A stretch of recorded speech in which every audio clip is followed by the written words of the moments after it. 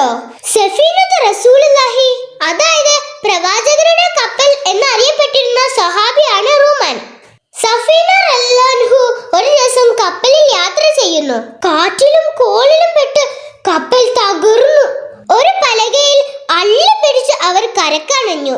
എത്തിപ്പെട്ടത് ഒരു കൊടും വനത്തിലായിരുന്നു. മനുഷ്യ സാന്നിധ്യം അറിഞ്ഞ് ഒരു സിംഹം വാ പൊളിച്ച് സമീപത്തേക്ക് ചീറി അടുക്കുന്നു. ഉടനെ സഫീന റളിയല്ലാഹു പറഞ്ഞു, ഞാൻ മുഹമ്മദ് റസൂലിന്റെ സേവകനായ സഫീനയാണ്.